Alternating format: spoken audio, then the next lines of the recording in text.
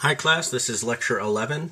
Now we're going to focus on Richard Taylor's version of the cosmological argument, which is based on pages 331 to 338 of our textbook, right after Aquinas' version.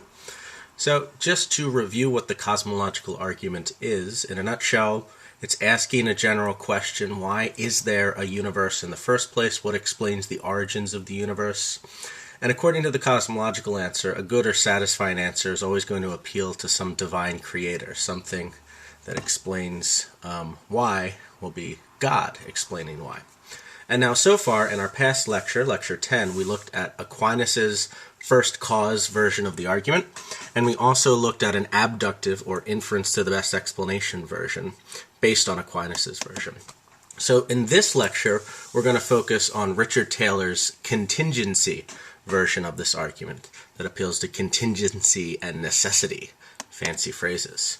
So let's take a look at Taylor's version. This gets explained on pages 331 to 336 of the textbook, and we get lots of excerpts from Richard Taylor's writings. Richard Taylor, by the way, is a modern-day philosopher. He passed away a few years back in 2003, taught mostly at University of Rochester.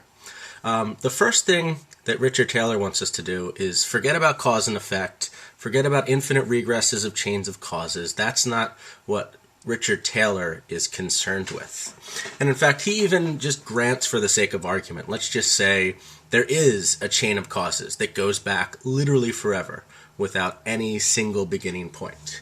Even if there is a chain of causes that regresses infinitely, Richard Taylor points out that that doesn't explain why there's a chain to begin with. How did the chain in its entirety, in all its infinity, get there? And this is the question that Richard Taylor wants to focus on. Let's just say that the universe literally regresses infinitely, that for every single event in the universe, there's always something that came before it and caused that to come into being.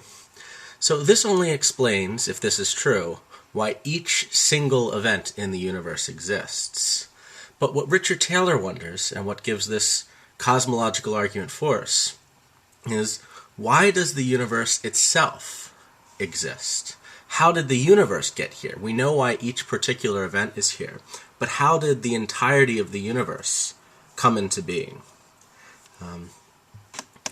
So now we're going to introduce some fancy terms, what it means to be contingent and what it means to be necessary. One of the reasons that this is puzzling to someone like Richard Taylor is because each single event in our chain in the universe is contingent. That means it didn't have to exist. Its existence depends on something else. Contingent is the opposite of necessary. Something is necessary, it absolutely has to exist. Something is contingent, it doesn't have to exist. It's the sort of thing that in order for it to exist, it requires something else to bring it into existence or to keep it in existence. So, for example, I myself personally am a contingent thing. You yourself personally are also a contingent thing. Neither of us absolutely have to exist. I only exist because of a number of reasons. I've had food recently and water recently. There's oxygen that I have a continuous supply of that continues to allow me to live. I also exist because my parents did what they did. My existence depends on all of those factors. And in the case I just gave on this slide, my existence depends upon oxygen.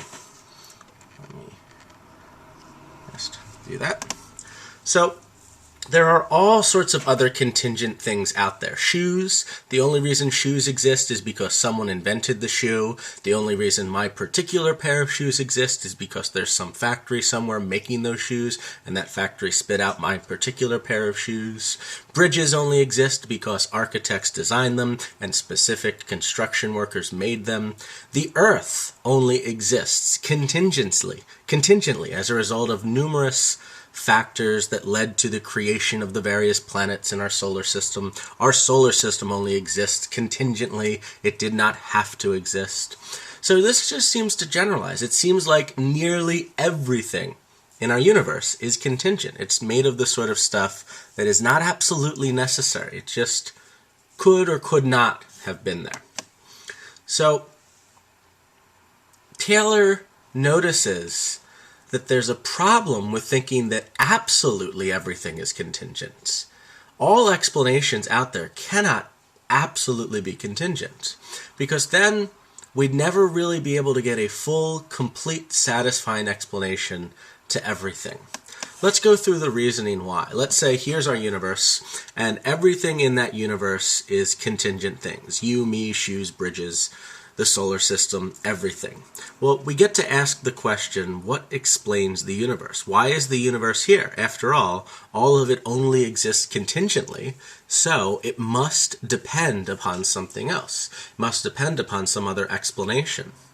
Well, let's say that whatever the universe depends on is some other contingent thing. Well, first off, we would just put that as part of the universe itself. But the second question, the most important question in this case, is if it really is a contingent thing that explains the universe, then by definition it's the sort of thing that doesn't have to exist. Its existence depends upon something else.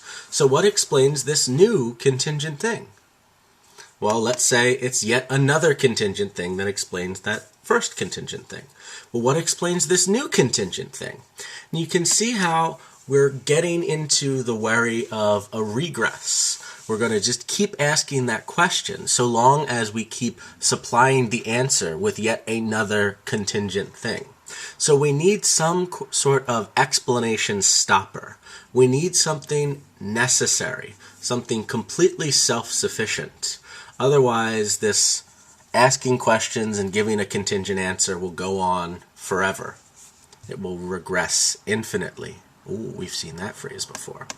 So we need some necessary thing. And the book provides a pretty nice explanation of what a necessary thing is on pages 331 to 332. A necessary thing is something whose existence doesn't depend on anything else. The book describes it in quotes right here. It's the sort of thing that contains the reason for its own existence within its own nature. I've sometimes described it as self-sufficient. It explains itself.